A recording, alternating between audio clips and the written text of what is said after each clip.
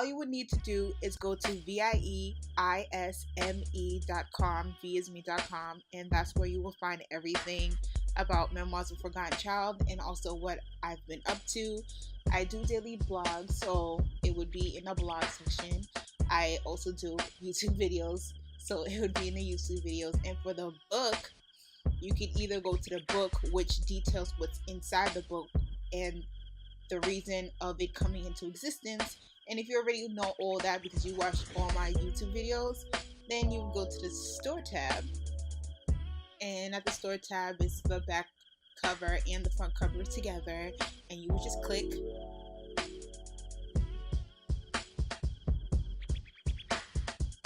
the miniature version of the book, and then you would get to the book page, and then you would get to the cart, and all you gotta do is click add cart and proceed from there.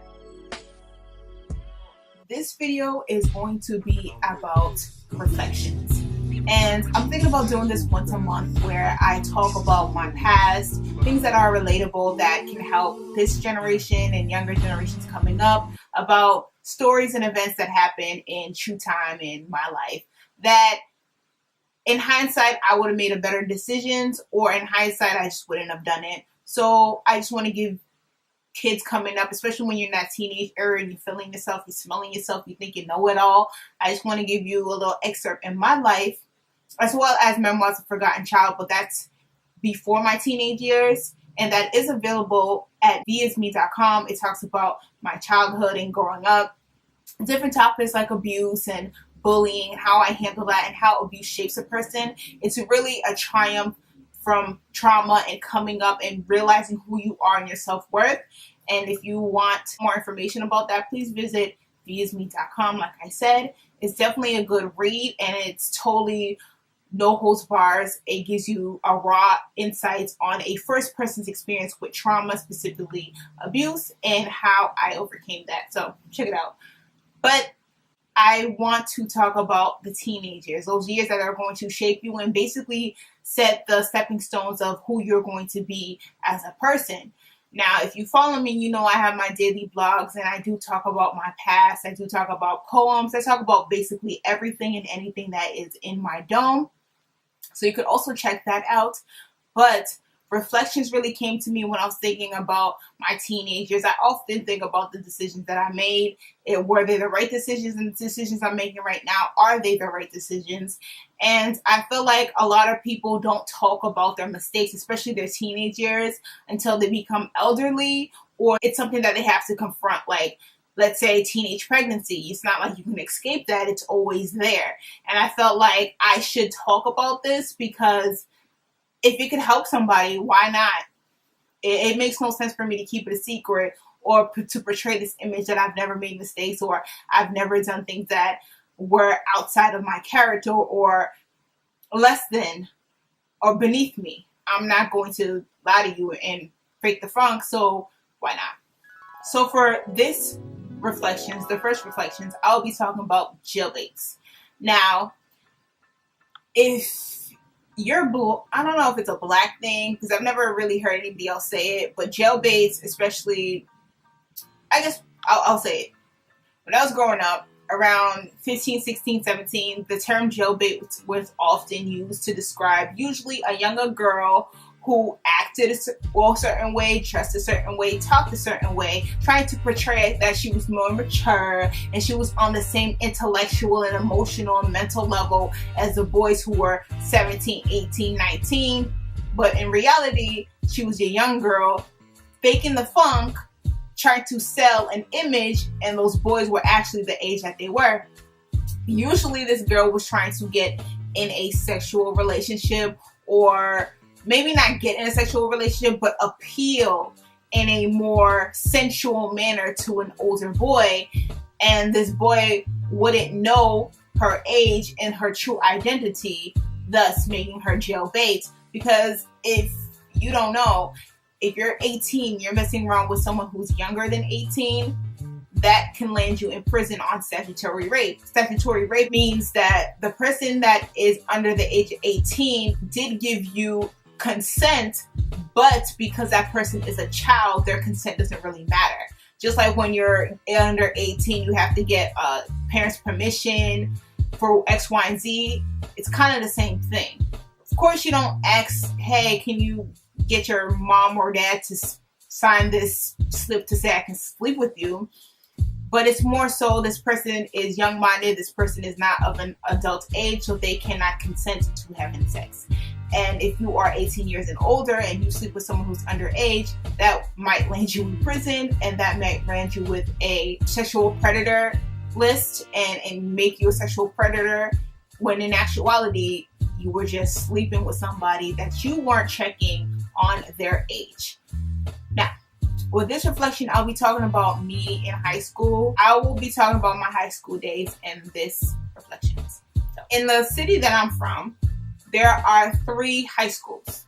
There's a charter high school where if you're already in the charter system, you should go to that high school. There's a Catholic school where if you already go to Catholic schools or you're from like the public school, you can go there.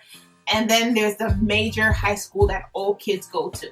And usually all the kids go to that high school, the major high school. Some people love the high school, some people don't love the high school, but that's the only high school we have. That's a public high school versus the charter and the Catholic. When I was a sophomore, I was 16, I was in history class. And in history class, I think I only knew one person prior to that history class. Everybody else was from different schools, and I didn't really know anybody. There was one guy I kind of knew because it was kind of like a friend of a friend, and he was cool, and we were both Haitian, so we kind of had that vibe. And then there was this other girl who I didn't really know, but I heard of her reputation. She was also Haitian. So as history class was going and we had a partner up, she started speaking to me. I replied back, and we kind of formed a friendly, cordial, hi and bye type of relationship. Fast forward a couple of weeks, she invited me to kick it with her. And I accepted it because I didn't feel like what her reputation was going to affect me, because people already knew who I was, and because she acted a certain way, that's not going to rub off me because I'm my own individual person. The guy in history class I knew, who were both Haitian, he told me, she does kind of have a reputation, you want to watch out for that. And I explained to him my thought patterns, being young and thinking I know it all. That's her, that's not me. So I don't feel like I should reject her or curve her olive branch because that's her, I'm me, it is what it is. A couple weeks into our hanging out, a couple of people were like, oh, I see you hanging out with a specific girl, do you know her reputation? And I'm like, yeah, I've heard of it, but I don't know it's true. I don't want to judge somebody off of hearsay. I would like to know it for myself. And plus, if that tends to be true, that does affect me because I'm not her, I'm me. She hangs out in a neighborhood, and this is the neighborhood that's considered the hood. And I've never really been to the hood. Surprise, I'm black, but I've never really been to the hood. I never really kicked it in the hood until my teenage years while trying to figure out myself and branching off and doing my own thing. So in this neighborhood, these boys who were the typical hood dudes, with the swag and the posture and the gear and all that jazz, they knew her. She already been to the hood. They already knew her by name. They knew her reputation. So they kind of looked at me as if I'm a newcomer to what she's already doing or anything else. They just was trying to see, was I down for the get down or what? So I kicked it with them. I didn't see anything skeevy going on. I didn't see anything sexual going on, but it was kind of like a hint, wink, wink situations because I came in the midst of it. I really didn't know what was going on, but the guys kind of knew the routine. And the days that I wasn't hanging out with her in that area, she was going out in that area with her friends, and those guys had relations with them. I'm pretty sure they slept with them because they started growing feelings for those guys, and those guys kind of whispered in their ear and got them to do what they wanted to do. And plus, they were very comfortable inside of these guys' apartment. It wasn't like, oh, this is my first time. What's the kitchen? Was the bedroom? Was the living room? I'm not really sure. They knew exactly where to go to. So I'm pretty sure they've been doing some things. And one particular time I came with one of my friends who didn't have the reputation that this girl had and her crew had. And there's this one guy I called Most Deaf. Why I called him Mos Def? Because he reminded me of Mos Def. So I called him Mos Def. He didn't really have a problem with it. He kind of thought it was weird, but that's just me. I just give people nicknames, just offer it however I feel about it. And he was like, oh, you know, I got your friend in my house doing things she's not supposed to. And I'm like, friends, house, doing things she's not supposed to. I'm gonna need you like to clarify that for me. And he's like, that short girl, you know, with the ass and all that. And I'm like, oh. And he's like, yeah. And I'm like, well, that's her. I mean, I really can't say anything about it. And it was him and his guys, and he was around like 18. His friends were around 17, 18, 19. And they were kind of cackling like they know her. Either they tried her or they know her reputation. And I was kind of caught off guard because I really didn't know what to say in that situation. He gave me game. He was one of the first guys who gave me game, where it's like, it really doesn't matter if you don't do the same things that she does. If we see her doing them and you kick it with her, then we're automatically going to assume that you do the same things. Now, I haven't seen you do things like that, but like I said, she's in my house with a group of niggas that she does not know, and she has no problem sleeping with these dudes or doing whatever she wants to do with these dudes. And I kind of took it for what it was. Like, I appreciated it, but I was like, just to clear this up, I'm not her. I don't do what she does. I've never wanted to do what she was doing, and I don't feel like I should carry her baggage. And he was like, I get it, but just to let you know how guys view it, that's the way that they're going to view it for all of y'all if y'all click together. And I'm like, good looking up. And he was the type of guy who was like, I know she's young. I know she's not about her age. But the guys that I kick it with, they don't care if she's underage. And he was one of the few guys who would say, you know, I don't hang out with jail-based. I don't kick it with young girls. If I'm going to kick it with you, I need to know your ID. I need to get proof because I'm not trying to get locked up. And that's the situation that I really want to touch upon, is that a lot of young girls will lie about their age. A lot of young girls will act more mature, will dress more mature, will do more sexual things. Back then, it was the MySpace era. Now you have Instagram, Twitter, Facebook, where basically you could show your ass for validation, usually from the male sex.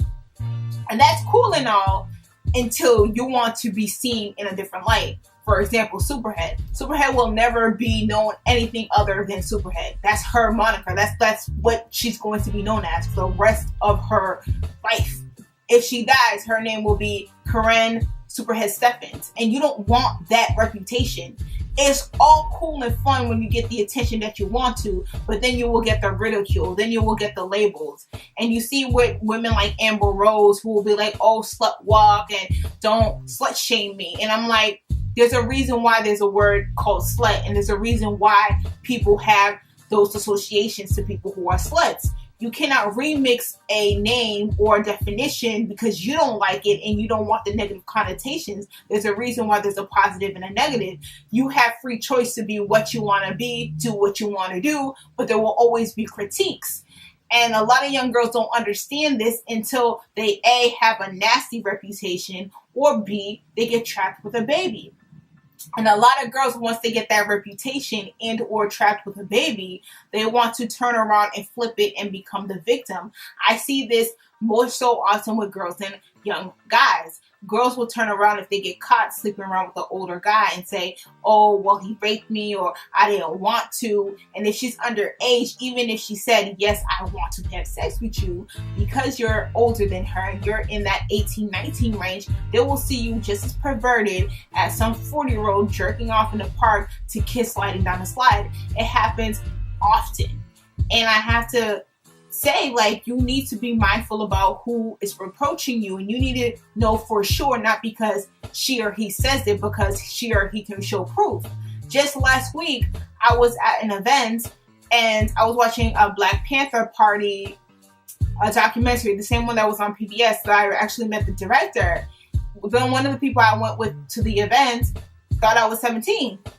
I took that compliment because I'm not, I'm 23. But very often I get carded. Very often people think I'm younger, which, you know, my daddy's black jeans keep me young. But on all seriousness, that will get you in trouble.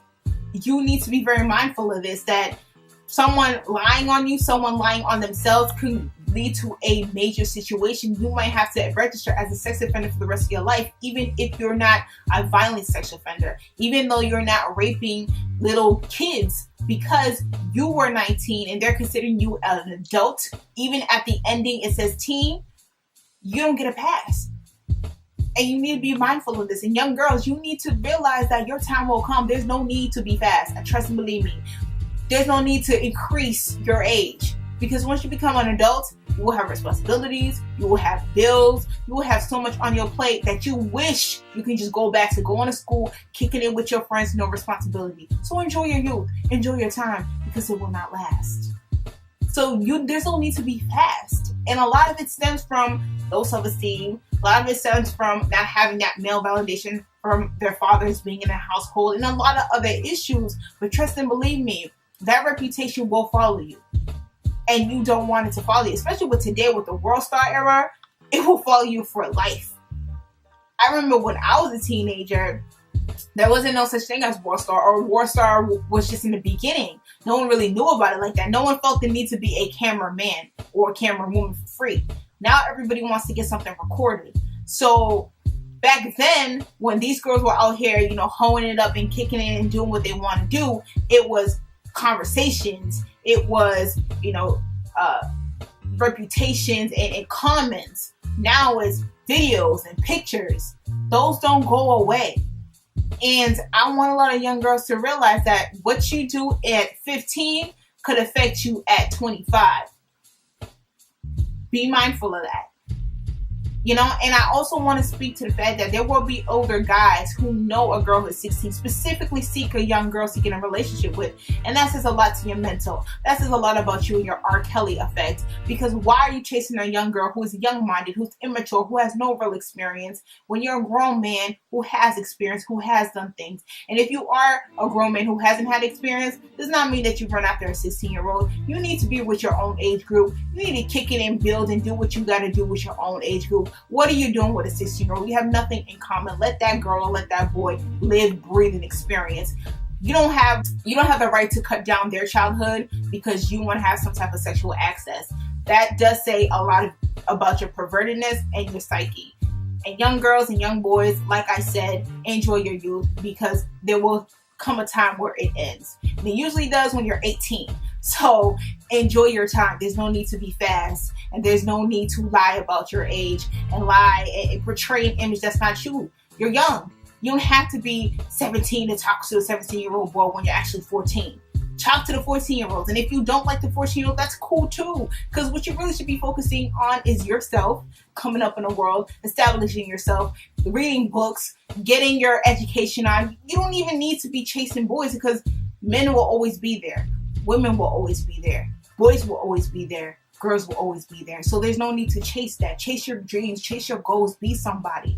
Like, if you've been following me, you know that I am a self-published author. I wrote Memoirs of a Forgotten Child, and it's really about 0 to 13. So it's not really into the teenage years. Part 2 will be.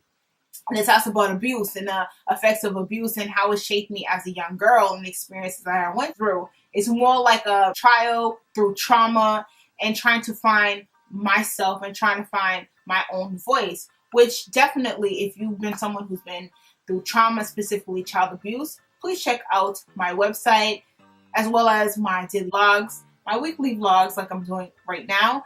And check out the book. I promise you, it's something that you've never read before. No holds bars, and it's from a first-person experience about abuse, not some psychologist who have treated somebody. It is not from some professor. It's from someone just like you. So hopefully this video resonates with you. Hopefully this video helps you. And like I said, enjoy your time. There's no need to fake the funk. There's no need to lie. There's no need to perpetrate. There's no need to grow up too fast. And for young guys who are around the age of 18, 19, be very sure about your decisions, because they could affect you down the line. You do not want to be caught up with trying to prove your innocence and trying to prove your reputation, because truth be told, you're a black man already. Even though you're 18, you're seen as some big, scary Hulk, growth of the nation type of black guy. So you need to keep your nose clean and make wise decisions because they will affect you. And you don't want to be caught up in a situation where your life ends before it begins. So that is my reflections. Hopefully it helps you. And if you like this, please let me know in the comments below. Thumbs this up and get the conversation started. Like, have you ever experienced someone lying about their age? And what did you do in that circumstance? What advice that you can give? Were you the type of person who lied about your age? Because I was. I'm not going to lie to you. When I was 15, I was talking about I was 16. Even though it was a year difference, to me it was like major. And were you fast when you were younger? I know a lot of people are not going to admit to it, but let me know in the comments below. And like I said, this is a judgment-free zone. This is the only YouTube channel that we are going to discuss mental health and abuse, and no one's going to judge you for it. So leave your comments below. Also, what do you think about guys who specifically go for young teenage girls? What do you think about that psyche? I call it the R. Kelly effect. What do you call it? Have you ever experienced that? Comment, rate, subscribe, and share. As always, be blessed. And I'm out.